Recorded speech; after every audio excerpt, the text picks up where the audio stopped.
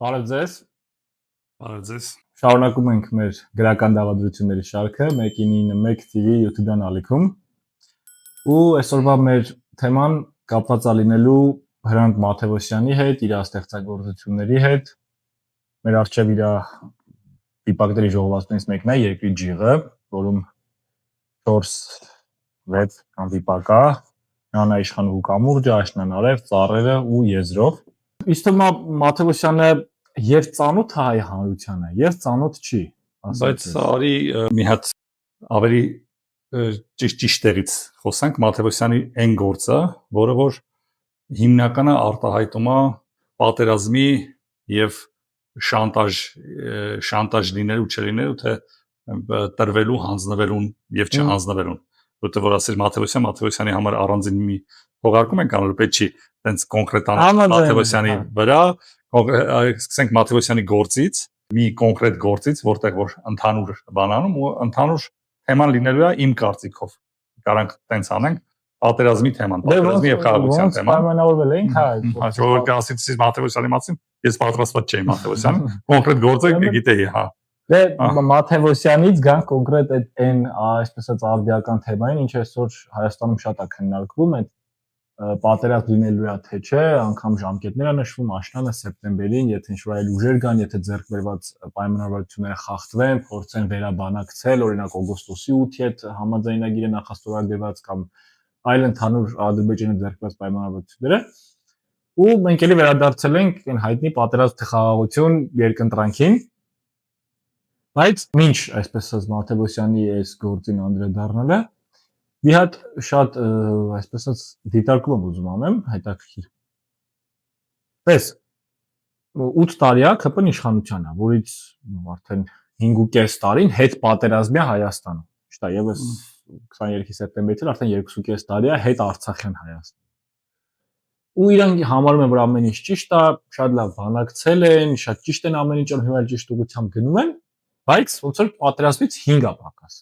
Այսինքն ընդամենը մեկ գործող անձի փոփոխությունը կարա բերի պատերազմ։ Ես ինձ նույն տրամաբանություն իրանց ասելով։ Քանի կոպեկ արժի այդ դիվանագիտությունը, այդ բանակցած պայմանավորվածությունները, այդ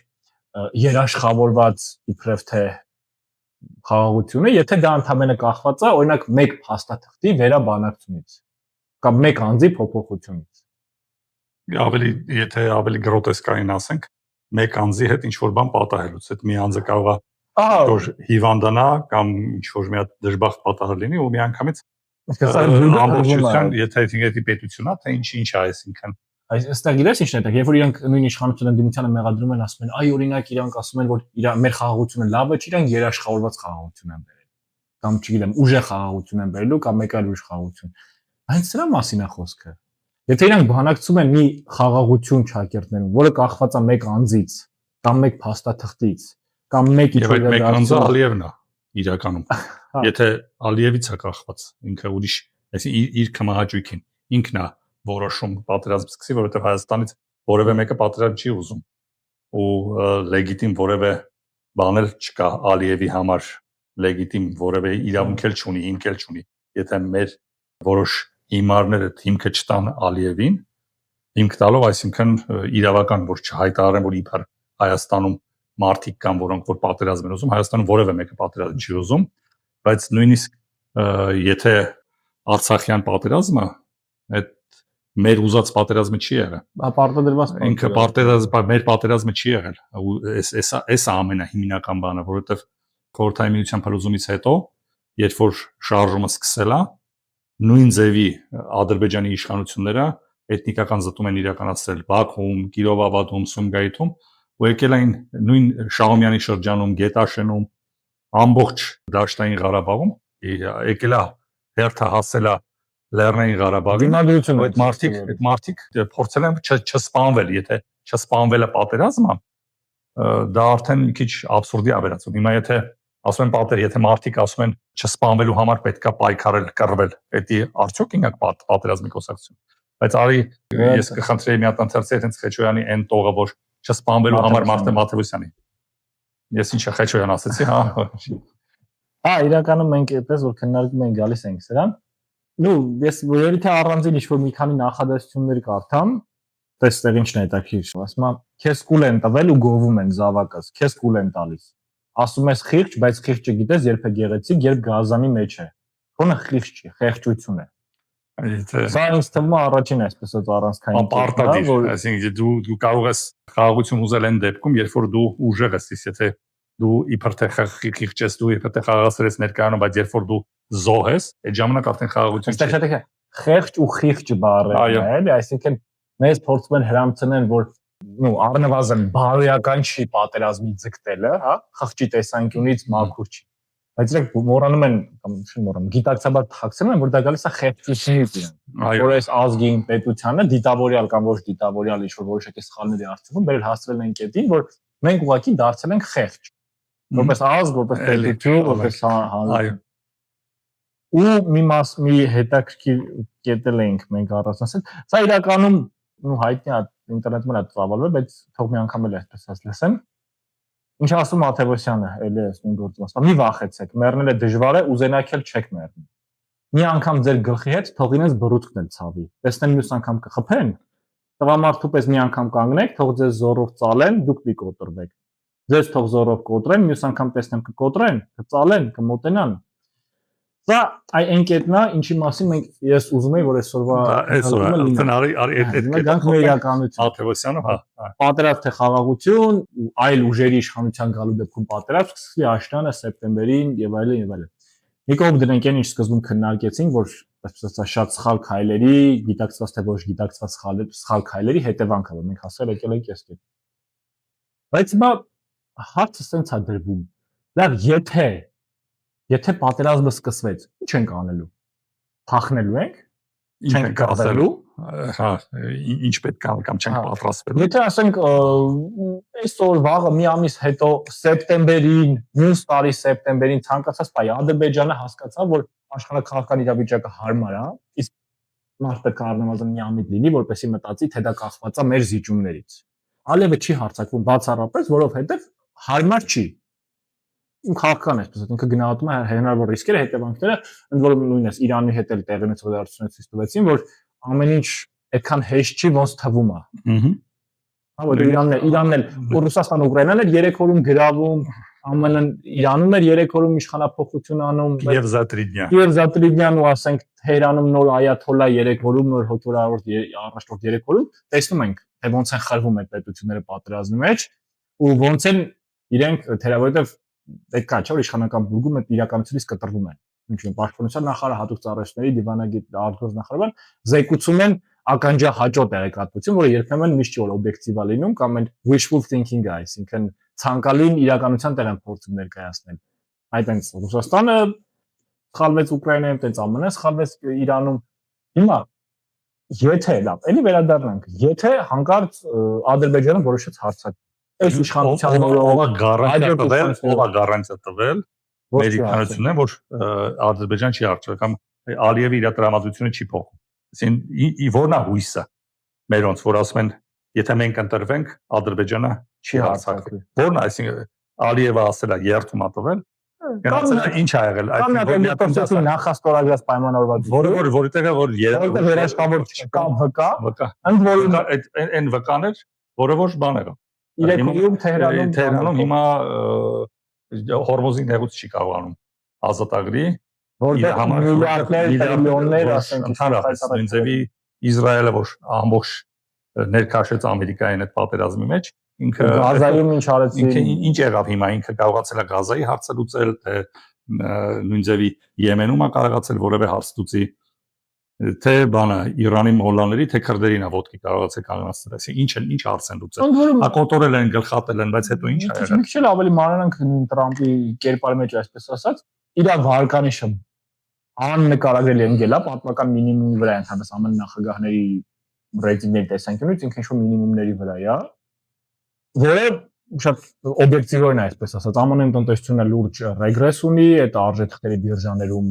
բավական մեծ անկումներ են դա չգիտեմ բենզինի գներն ահա որ մի քանի ուրիշ բան ասա որ նույն Տրամփը եկել է իշխանության խաղաղության լոզունգով Նոբելյան մրցանակը խաղաղության կուսակցության ներկայացուցիչը հավաքում է խաղաղության ֆորումը եւ բոլոր խաղաղության դա էլ հայ-ադրբեջանական որ ասում էր 30 տարի չի եղել, ես մի ժամ կարողացա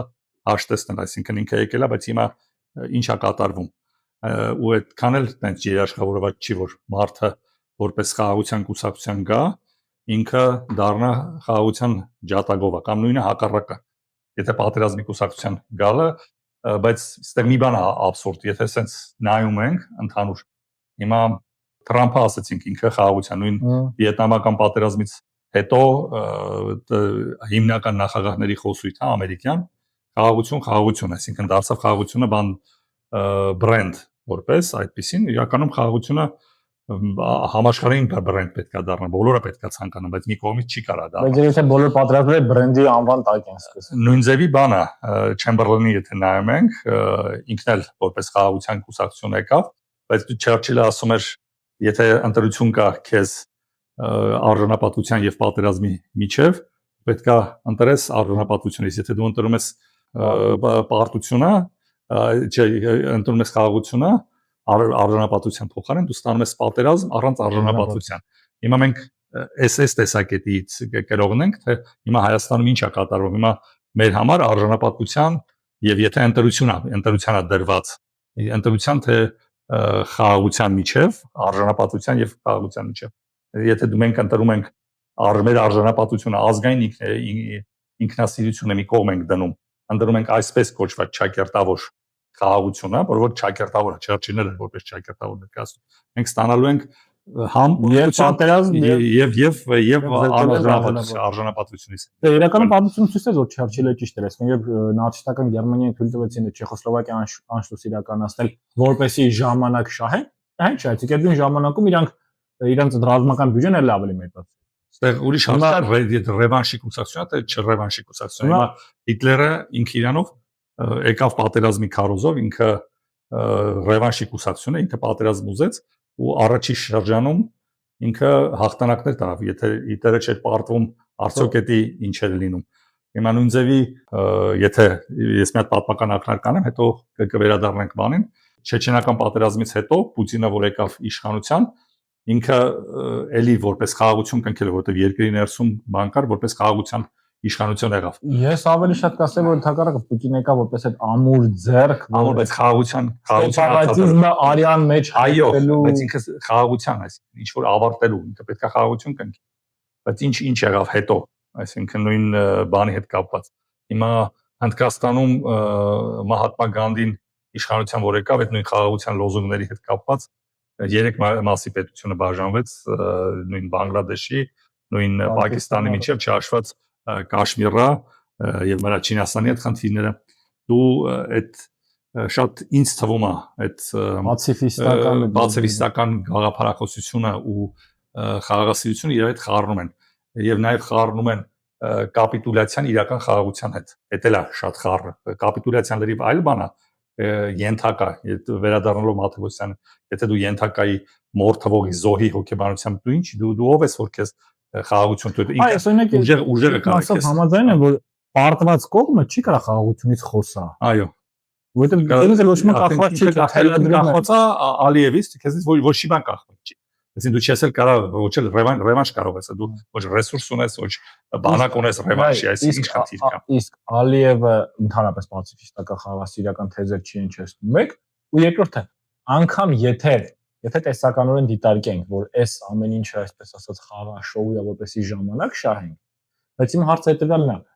այդ ժամանակը յոխուն մեզ աշխատում, թե վնաս մեզ։ Որովհետև էլի նույն Ադրբեջանի ռազմական բյուջեն շարունակում է ՀՀ բյուջեից 3+ անգամ ավել շատ լինել։ Այսինքն եւս 5 տարի հետո այն տարբերությունը որ կա այդ ռազմական բյուջեի, էլ ավելի է մեծանալու։ Ամեն հաջորդ տարի մի վնաս մեզ է աշխատում։ Մի հատ բանից խոսավ, Սաակաշվիլից խոսա, արդյոք Սաակաշվիլին ինքը խաղաղության կուսակցությունը չէր, հետո եւ վերահսկական ընտրությունները ինչ եղավ։ Ինքը որպես ինչ հանդես եկավ։ Իրականում Սաակաշվիլին շատ նման է Նիկոլ Փաշինյանին, այդ ուղին այսպես ասած, հա, որովհետեւ Սաակաշվիլից առաջ Շևարդնաձեն էր, որ տենց էլի պրոռուսական, սովետական կարգեր էին, ոնց որ մեր մոտ ամեն դեպքում շարունով Քոչարյան Սերժակյանը կարելի ավելի համատել։ Ու ամեն դեպքում սովետական նոմենկլատուրշիկներ են եղել, ասոցացվել են սովետական միության հետ, պլյուս տենց ակնհայտ պրոարևմտյան ու գիծ չեն ունեցել, փողոցով իշխանության եկած գործիչ, ով ակնհայտ պրոարմենտյան է, արմա որ Աբխազիան Օսետիան ազատագրելու ինքը ընդ որում թե Աբխազիան թե Օսետիայի հարցը երբեք դեռ սուրճ չի դրվել ոնց Ղարաբաղի հարցը, որովհետև նույն օրինակ աբխազները կգային Վրաստանում բուժում կստանային, այդ սահմանը կանցնեին, չգիտեմ, շփում կար, ինչ որ ոչ օֆիցիալ առևտուր կար, այսինքն այնտեղ այդ մարդկային կողմը դեռ պահվում էր։ Այ վերջնականապես կորսվեց 2008 թվականից հետո, երբ Սաակաշվիլին տեն շատ լուրջ ընդունեց ՆԱՏՕ-ի խոստումները, որ իրանց 2008-ի ապրիլին երաշխիքները խոստացան, որ հա ձեզ ՆԱՏՕ կընդունենք, Իրանը թվաց դե դա, եթե ՆԱՏՕ-ում մենք արդեն այս հարցերն շուտ լուծում ենք, ուղղակի դասական քաղաքական ավանտյուրա է։ Բայց այստեղ ոչ այնքան Սաակաշվիլից եմ ուզում խոսամ, որքան գիտես ինչից։ Հետ Սահակաշվիլիական փուլ, այսպես ասենք, որովհետև 12-13 թվականից արդեն Վրաստանում վրացական երազանք կուսակցությունն է իշխանության, ընդդեմ միջև հիմա, հա։ Ու առնվազն վերջի երկու ընտրություններում այդ թեզը հատկապես, գիտես, երբ եղավ, հատկապես այդ ռուս-ուկրաինական պատերազմից հետո դա սրվեց, որ Սաակաշվիլի նախկինում Սաակաշվիլի կողմից գլխավորված այդ միացյալ ազգային շարժում կուսակցությունը ինքը պատերազմի կուսակցությունն է։ Ոնց էին դա հիմնավորում, ասում են 2008 թվականին Վրաստանում դուք եք պատերազմ բերում։ 90-ականներից սկսած Վրաստանում պատերազմ չի եղել։ Եթե Սաակաշվիլին անվանեցին պատերազմի կուսակցություն, որ պարտվեց, բայց եթե 3 պատերազմ բերեց Հայաստանի իշխանությունը, ինքը ո՞նց է դա ոնց է դա արվում։ Մի հատ ինձ ասա, ոնց է պատկերացնում հիմա վաղը Սահակաշվիլին վերակենում, ինքը ասում է, ես Հայաստանի խաղաղություն եմ բերել 2008-ին Ռուսաստանից ազատվելու, ես ազատել եմ եւ ես խաղաղություն եմ բերել։ Մինչեւ այսօր ոչ մի բան չի եղել։ Ես խաղաղություն բերողն եմ։ Հանրապետության անգամ Սաակաշվիլին տես բան չի ասել։ Անգամ Սաակաշվիլին իր բոլոր բացական կողմերով հանդերձ այդ կարմիր գծերը ինքը իսկ միգուցե հասարակությունը թույլ չէր տա, որտեղ բանասեր։ Հասարակությունը վստահաբար թույլ չէր տա, որովհետեւ հա այդ օվերտոնի պատվանից որ մենք խոսում ենք, որ ինչ որ այդ նոր նորմաներ են, չէ՞, ստեղծում։ Որովհետեւ ասենք մինչեւ 20 թվական երբեք անգամ մի յուղի զիջումը կամ Արցախ-Ադրբեջանի կազմը ընդհանրապես պատկերացնելի չէր։ Հիմա դա որ տենց էլ պետքա լիներ։ Կամ պատկերացնի եթե հաղթանակած բարդը խոսա, որ ինքը լրիվ ուրիշի, բայց պարտված պատերազմը, պարտված մարդը պատկերացնի հիմա Նաթանյահուն հայտարարում է, ոչ մի բան, ինքը ասում է ես խաղաղության կուսակցության ներկայացուցիչ եմ։ Դուրը նայ Նաթանյահուի հետագիծը նայ ու նայ ասի ես խաղաղություն եմ բերել տարածաշրջանին։ Դա լեկտիվության ու ցինիզմի իստում են ամենավերջի գագաթը։ Բայց պարտվելուց հետո դու հələ պատկերացրա 3 պատերազմ տանուր տալուց հետո մարդ ասում է ես խաղաղություն եմ բերել։ Այսինքն SS բանով, բայց հիմա ստեղ ավելի վտանգը ոչ թե հայտարարությունն է, այլ մարդկանց վախացնելը քո բերած պարտության հետո վախացնելը, որ եթե ուրիշը գա իշխանության ինքը պարտվի, ինքը գա իշխանության պատերազմը բերել ու պարտվելու է։ Ու դա ասում մի մարդ, որ 3 անգամ պարտվելու է, 3 անգամ պարտվել է։ Ես քեզ խնդրեցի, բայց բան չարեցի մինչև այս թեման, որ տերմին կա, որ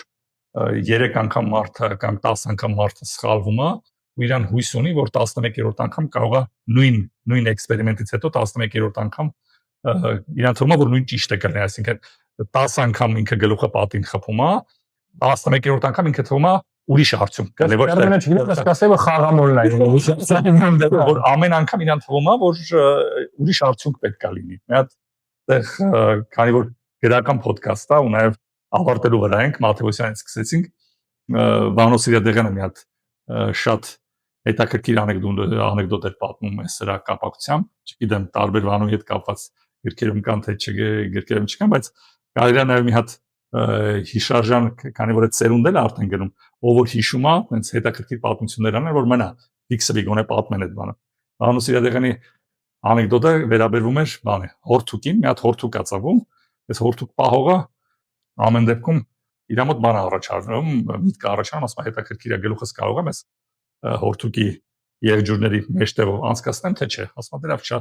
շատ փոքր է, մի քիչ սպասեմ մեծանա, որ գլուխս մտնի, հետո սպասում եմ մի տարի, 2 տարի, բայց ամեն օր դրանով հարթնանում, որ արդյոք արժի գլուխը փորձել մտցնել թե չմտցնել, այդ Վանոյի ամենասիրած անեկդոտն է։ Վերջը արդեն այնց կարգին ցուլ դարձած, հիմա որոշում արդեն որ մցնի, ուզում է գլուխը մցնում է դե ծուրը վախենում է, չի հասկանում ինչա, պատերով է տալիս այդ տիրոջը, այնց քիթ վերան այլանդակված բանման ու իր հայրում որ տեսնում արդեն ականջ բան չկա, ասենց անում է դե լավ էս մի դարդից էլ վերաբացանք գոնե այսինքն համոզվեցի որ չի լինի հիմա ես չեմ հասկանում այսինքն պետք է քանի անգամ պետք է այդ գլուխը կողես այդ ցելի երջուրների արանքը որ կամ առանց մտցնելու հասկանաս դա դիքլնի թե չի լինի այսինքն քանի անգամ այս նույն մարդկանցով նույն բանը պետք է լինի որտեղ մատը մտցնես հոսանքի հետ ռազետի մեջ հասկանաս որ փոքր ու քանի անգամ խփելուց հետո որ ասես այս անգամ ուրիշ արդյունք հա չի խփի այս անգամ քանի որ ուրիշ արդյունք որովհետև այս մարդիկ իրանք փոխվել են արա ի՞նչն են փոխվել նույն մարդը նույն պրինցիպով այդ մարդը որ ասում է մատը մտցրել նույն բանն է չէ բերել նույն քայլերի արդյունքն է բերել չէ դրան հա մտնում եմ ես գիտես ինչով կուզեի ավարտենք ես կուզեմ որ հանրության մեջ այս դիսկուրսը ինքը իրանով դուրս գա որովհետև սա կեղծ դիսկուրս է ել եմ կրկնում անկախ նրանից ով կգա իշխանության կպն կմնա մեկ այլ ուժ կգա ինչ կբանակցեն ինչ չեն վերաբերում բանակցի եթե խոսքը Հայաստանի շահերի մասն է եթե խոսքը Հայաստանի տարածքային ամբողջականության մասին է ինքը պետք է որևէ դիսկուրս ու եթե պետք է սկսի այդ պատերազմը ապա մենք առաջինը պետք է կամավորագրենք ու գնանք մասնակցենք այդ բանը եթե այսինքն հարցը պետք է դրվել այսպես եթե որևէ երկիր ոտաձնկություն է կատարում քո պետության վրա ինչ քննարկում կա եթե որևէ մեկը մի երկիր կամ եթե էդի այն բանն անում եթե ադրբեջանական ուժերը կանգնած են այսօր Հայաստանի տարածքում ինչ քննարկելու խնդիր կա պետքա հստակ պահանջ դրվի որ պետքա հեռանալ այդ ուժերը էլ ինչ այսինքն եթե պահանջը դնենք որովհետեւ կարող է պատահել հասկացա դե թող 2 կիլոմետր էլ գան հա բայց թող ընդհանրապես Երևանն էլ վերցրեցին կամ մնացած այսի ինչն է խնդրած եթե երբ չես պահանջում եթե դեն Երևանի մատուցներում կանգնել էլի պետք է ասենք բանը հələ չասենք որովի դարձան ասենք հարաբեր չմտնեն այսինքն ինչ այսինքն քննարկումն են աբսուրդի ամոթելա որ sense քննարկում ենք ընդհանրապես ծավալում ու ամոթա որ այս աշճանի է իջել մեր էս հերոսական ժողովուրդը ինչն է խնդրում որ նույն քաղաքական ուժերը իրանք ոնց ասեմ այս ծուղակը ընկնում են գիտակցաբար ոչ գիտակցաբար որովհետև հերիքա իրանք անգամ ասեն այո եթե պետք եղավ նաև հայ ժողովուրդը պետք է պատերազմի այ դա արդեն տրիգեր կլինի սակայն որ այդտեսեք դες կարող է ձևակերպեն եթե Հայաստանի Հանրապետության հանդեպ ոտաձգություն ագրեսիվ այո որովհետև պատերազմը պետք է պատերազմի ով է հիմա ինչ ենք չայկերտներ խոսում Ադրբեջանը եթե հարձակվի բոլորս պետք է կանգնենք մի առանց քննարկելու կապ չունի այդ իշխանությունը ինչպես հիմա Նիկոլ Փաշինյանը իշխանության թե Ռոբերտ Քոչարյանը թե Սերժ Սարգսյանը թե Լևոն Տեր-Պետրոսյանը ով ուզում է լինի իշխանության եթե պատերազմ անում ազգը դա պետք է կանգնի դա պետք է քարոզը լինի անկախ որևէ իշխանությունից որից ոչ թե եթե ինքը եղավ ինքը պետք է բանալի կամ եթե մյուսը եղավ մենք չենք գնալ գիտես ինչ ինձ հետաքրքիր է սենց բան է ամենաամբարո բանը որ դասալիքների թեման ոնց դասալիքը ուքանակ հերոսական բանը ներկայացնես մարդու ամբողջ ազգի անդողությունը նույն process-ի շարունակություն բարելքեն մարդկանց բանակին եւ այլն բայց դες ինչ է հետաքրքիր այդ նույն մարդիկ օրինակ Ուկրաինայում էլ ուզեն որ տենց լիներ ասենք դե Ուկրաինայում էլ ասեն երրորդ օրը հանձնվեին էլ խին պատերազմ 1 միլիոնից ավել զոհեր են եղել բայց խետ պետությունը շարունակում կռիվը ոչ դա իրանց ինքնիշխանությունն է իրանք կուզեն ՆԱՏՕ կմտնեն, կուզեն Եվրոմիություն կմտնեն, դա իրանց ազատ, այսինքն երբ Ուկրաինայում այդ պատերազմը ուկրաինացիներն են զոհվում, իսկ ռուսներն են զոհվում, դա օքեյ է, որովհետև Ուկրաինան ինքնիշխան է, բայց եթե հարցը գալիս է մեզ, վայ չէ մենք չպետք է պատերազմենք կամ չպետք է պատրաստ լինենք, ոնց որ ամեն ինքնիշխանություն է։ Չէ, քեզ դու Իրանի մասին, որ ես Իրանում հանուն արդարության ես ինչով եմ հիացած, այնտեղ այաթոլլա ընտրվել է, նշանակում է գնա գիտակցած բա հիմացյալ գիտակցած բա ես գրեթե վստահ եմ որ այնտեղ ոչ մեկի մտքով մի վարքյան անգամ չի անցել ասենք հրաժարվի կամ ընդհանրապես այդ ազգը պետությունը ուրիշ ձև է կառուցված որտեղ ինչքան են ասեն դեմոկրատիա չկա կրոնական իշխանություն է կրոնապետություն է եւ այլն բայց այդ մարդիկ իրոք գաղափարական մակարդակում իրանք հասկացել են որ եթե սա է մեր ինքնիշխանության գինը իսկ իրականում ինքնիշխանության գինը այ հենց դա է երբ քո պետությունը սկսած պետական բարձր ապարատից, հա, երկրի հոգևոր առաջնորդից սկսած, մինչև ամենավերջին շարքային քաղաքացի, բոլորը պատրաստ են հանուն գաղափարի զոհվել, հանուն իրենց ճշտի, հանուն իրենց արդար պայքարի։ Իսկ մեր մոտ հակառակն է սերմանվում, չէ, վայ, հանկարծ չզոհվենք, հանկարծ պատերազմ չլինի։ Մենք պատերազմի քարոզ չենք անում, բայց մենք ասում ենք, որ սա բան էլ է, չէ, ասենք փողոցում, երբ որ դու կռիվ ես անում, եթե դու մի անգամ փախար, երկրորդ որ անգամ մեկը քեզ խփում է, ինչ է, եթե կարաս տրվես դառնաս դրա ինչ ասեմ, ծառան,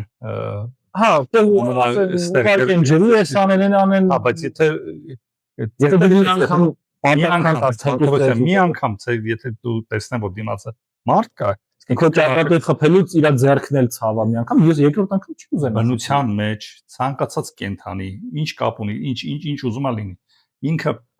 իր պաշտպանողական ռեակցիան, ինքը ցանկացած օրգանիզմ, եթե իրան ուզում են հոշոտեն, ինքը պետքա դիմադրություն ցույց տա։ Այլապես այդ օրգանիզմը ինքը դատապարտված է։ Դա բոլոր մարդկային օրգանիզմներում հենց իմուն համակարգը դա է։ Դրա մասին է։ Ամեն ինչը դրա։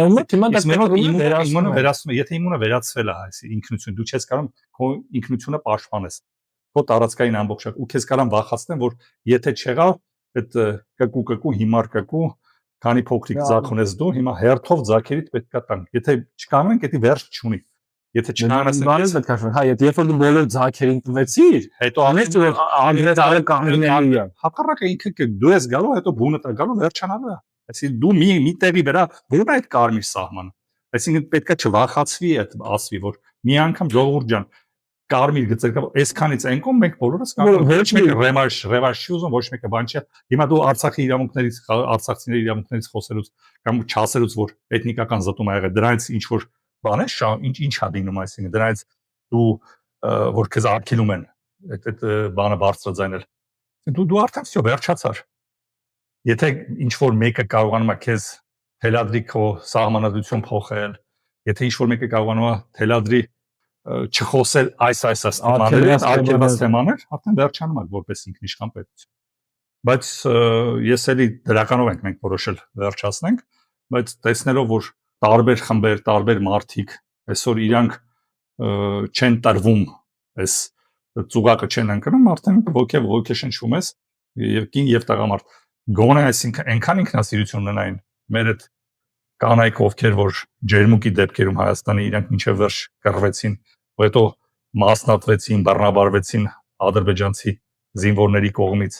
այդ մինչև վերջ իրանք չհեռացան, իրանք էլ կարեն ասեն ես իմ կին, ես ինչ գործ ունեմ, գոնե այդքան տղամարդկություն, այդքան թասիբ ունենան, որ տեսնելով այդ մարդկանց հիշատակը գոնե արգեն, այն մարդկանց հիշատակը ովքեր որ ինչ էինք, ոնց էինք հպարտանում, որ այս խրամատը իմն է, սովորական զինվորը ինքը չի լքում իր խրամատը։ Էլ բանը որն է, Հայաստանի ինքնիշխան տարածքը անձեռնամխել է, ով ուզում է լինի։ Քո քարոզը որը պետք է լինի, որ ժողովուրդ ջան, մենք սա է մեր Հայաստանը։ Պատերազմ չենք ուզում, բայց եթե հանգարց որևէ մեկը հարձակվի, ինքը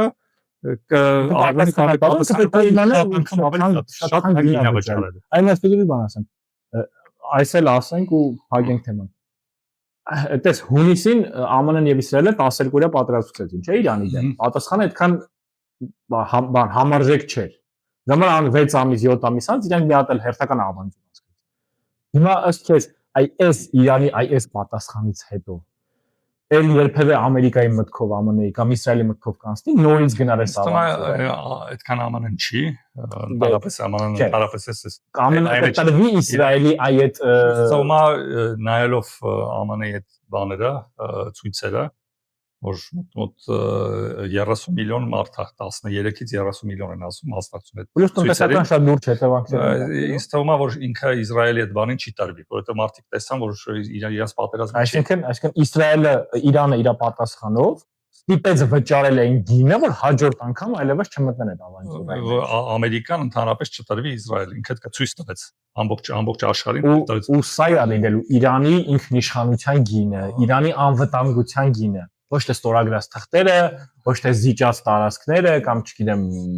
այլ ինչ որ զիջումները, այն ինչ մենք ենք անում, արգելված գրականությունը կամ ինչ որ փակ արգելված թեմաները քննարկում։ Այսքանով վերջացնենք։ Հա, հուսով եմ որպես պատերազմի քարոզ չի ընկալվի։ Քարոզը խնդրի մենք էսի ինքնապաշտպանության եւ դիմադրության մարդու օրգանիզմի ինքնիշխանության, որ ցանկացած մարդ պետք է պատրաստ լինի իր պետության համար Ոնց մարդիկ իրանց տները կպաշտպանեն, իրանց ընտանիքի որ անդամները կպաշտպանեն։ թե չկարողա գնալ մտնեն տուն, ասեն էսի գիտես ինչ կա, ոնց որ եղել է։ Զենքը պահեն, ասեն։ Չէ, ոնց որ եղել է, դարերով ա եղել, նույն թուրքերը, քրդերը եկել են մտել են գյուղ, իրանց հավանած աղջկան վերցրել են զենքի ուժով, նույն ձևել իրանց ուզած տարածքը, իրանց ուզած հողը, իրանց ուզած գույքը, ամեն ինչ ուզել վերցրել են, գնացել են։ Իսկ այն տեղերը, որտեղ որ պաշտպանվել են, ինքը պաշտպանվել է։ Մյուս անգամ մտելուց արդեն մտածել են արժին դեռ գնել, որովհետեւ գժերեն, զինված գժերեն չգիտենք ինչ։ Որտեղ էս սկսա։ Մերսի շատ, ապրեք։ Շնորհակալություն, հաջողություն։ Տեսնձես։